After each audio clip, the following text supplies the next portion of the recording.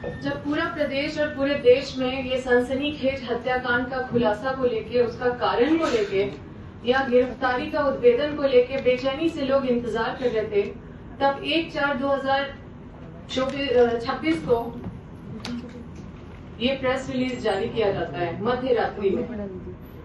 अब मेरा सवाल जो है वो पूर्ण रूप से ये प्रेस रिलीज पे आधारित है। कुछ भी प्रेस रिलीज में जो लिखा हुआ है उससे बाहर नहीं है। और मेरा सवाल सीधा डीजीपी मैडम से है, जो मैं सीधा आती हूँ सवाल पे।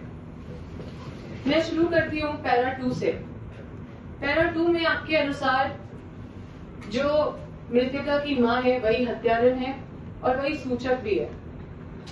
तो जो इस पे कांड दिखाया गया है, जो कांड ये प्रेस विज्ञप्ति पे, तो क्या ये एफआईआर का आवेदन बदला गया? क्योंकि अगर नहीं बदला गया तो अभियुक्त और सूचक दोनों एक है, सूचक भी वही है, अभियुक्त भी वही है, तो इसमें एफआईआर किससे साबित करवाइएगा?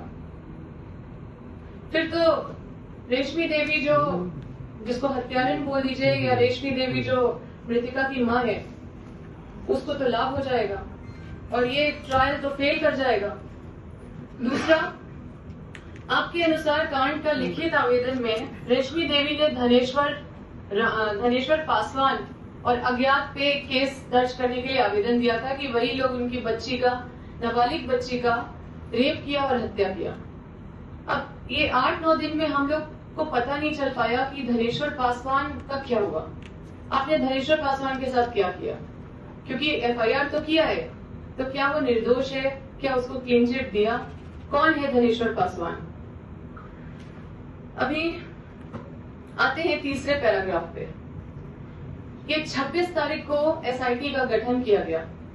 30 तारीख के शाम से पहले एसआईटी का गठन में बड़े बड़े आईपीएस ऑफिसर भी थे सारे, मतलब ये एसआईटी गठन जो हुआ उसमें बड़े बड़े आईपीएस ऑफिसर हैं इस एसआईटी में। लेकिन 30 तारीख के शाम के पहले किसी को भी घटना के इर्द गिर्द भी नहीं देखा गया। सब सो रहे थे क्या? अब आते हैं पैरा 4 पे। ये जो लिखा गया है पैरा 4 पे, ये कौन सा तकनीकी साक्ष्य और असूचना संकलन किए और कब किए? कौन सा तकनीकी साक्ष्य और कौन सा असूचना संकलन किए हैं, कब किए हैं, और कब ये भीम राम और ये जो मृतिका की मां है रेशमी देवी और जो भक्ताइन है शांति देवी, कब ये लोग से पूछताछ किए? अब इनके द्वारा जो पुलिसिया बयान दिया गया, तो क्या सिर्फ इनके द्वारा पुलिसिया बयान को छोड़ के क्या आपने कोई सबूत इकट्ठा किया? क्योंकि पुलिसिया बयान पे कोर्ट में नहीं चलता, उसके आधार पे आप किसी को अरेस्ट कर सकते हैं, लेकिन कोर्ट में पुलिसिया बयान के हिसाब से ट्रायल नहीं चलता, ना ही उस पर सजा होता है। तो क्या सबूत आपने इकट्ठा किया? सिर्फ कहानी से तो नहीं होगा ना। अब ये जो घटना स्थल है, जिसमें मीडिया लोग भी बात कर रहे थे, घटना स्थल में जहां आप लोग गए भी थे, आम आदमी बात कर रहा है कि जो क्राइम स्पॉट है उसको आप लोग सिक्योर नहीं किए, जो एविडेंस है उसको सिक्योर नहीं किए, शुरू से अब तक उसको सील नहीं किया गया, उसको सिक्योर नहीं किया गया, उसको खुला छोड़ दिया गया। क्यों छोड़ा? जवाब दीजिए। आपने कहा कि रेशमी देवी का बेटा सुधीर सिंह बरसों से बीमार चल रहा है। क्या आपने बीमारी का कागजात इकट्ठा किया कि वो कौन सी बीमारी से ग्रसित था, कि उसका कौन से हॉस्पिटल में इलाज चल रहा था? क्या आपने कोई साक्ष्य इससे जुटाया इस तरह का?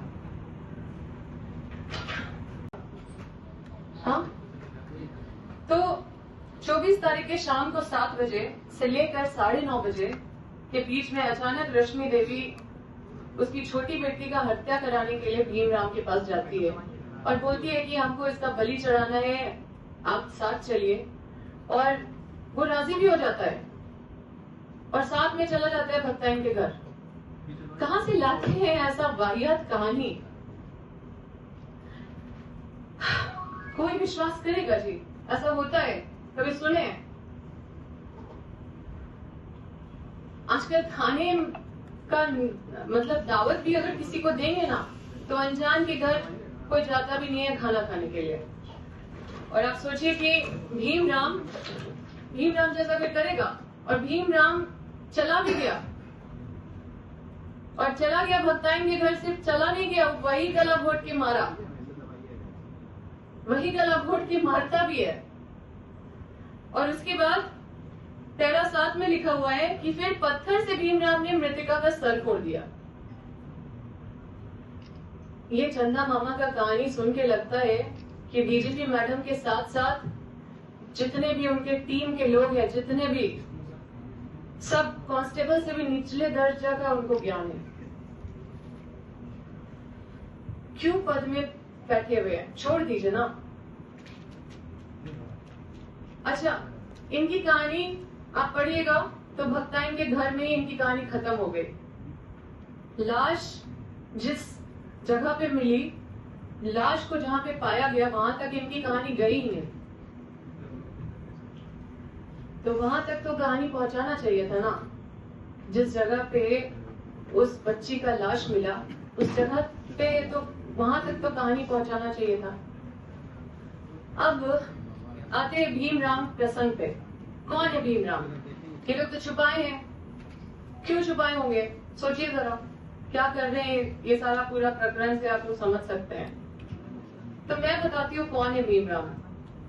भीमराम उस पूरे क्षेत्र का उसका दबदबा है, वो बीजेपी का नेता है और उस एरिया का अध्यक्ष है।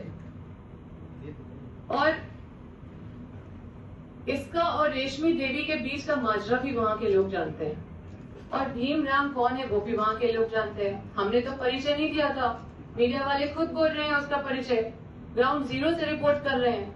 अब यहाँ पे ये लोग भी उसी तरह का कॉन्फिडेंस दिखा रहे हैं जैसा भीमराम कॉन्फिडेंस दिखा रहा था।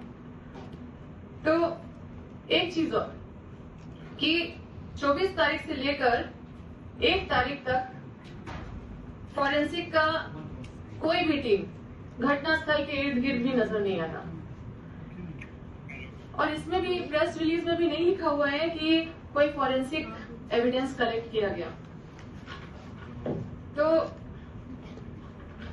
मृतिका का जो वजाइना स्वैब होता है उसको ना मतलब उसको कलेक्ट किया गया या फिर उसको प्रोटेक्ट किया गया या डीएनए टेस्ट किया गया, तो इसमें तो कुछ भी जिक्र नहीं है।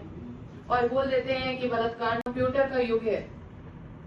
जब ये कहानी लिखे थे तो पंचांग मिला के कहानी नहीं लिखा गया था क्या? पंचांग नहीं मिलाए थे क्या कहानी लिखने से पहले? यहाँ तो आप चूक कर गए। आप तो खुद ब्राह्मण भी है। अब आपकी कहानी के हिसाब से ये जो भक्ताइन है उसको पीड़िता की माँ को बोली, मृतिका की माँ को बोली कि अष्टमी के रात 9 बजे के बाद शुभ मुहूर्त है बलि देने का। तो अष्टमी के रात को 9 बजे के बाद बलि देने का शुभ मुहूर्त है और उसी की तैयारी में सब यही हुआ है। तो आप देखिए कि अष्टमी से पहले ही बलि हो गया। अष्टमी तो 24 तारीख की रात को अष्टमी तो नहीं था, सब कोई जानते हैं। तो ये शुभ मुहूर्त के पहले ही बलि हो गया, तो आपका ये शुभ मुहूर्त वाला कहानी भी फेल हो गया। फिर तो यहाँ पे ये कहानी का कोई मतलब नहीं बनता है। अब ये तो बड़ा अजीब नहीं लग रहा आप लोगों को कि शुभ मुहूर्त तो बड़ा गड़बड़ा गया है, तो बड़ा ही अशुभ मुहूर्त में बलि हो गया भाई। अब आते हैं पैरा 6 पे।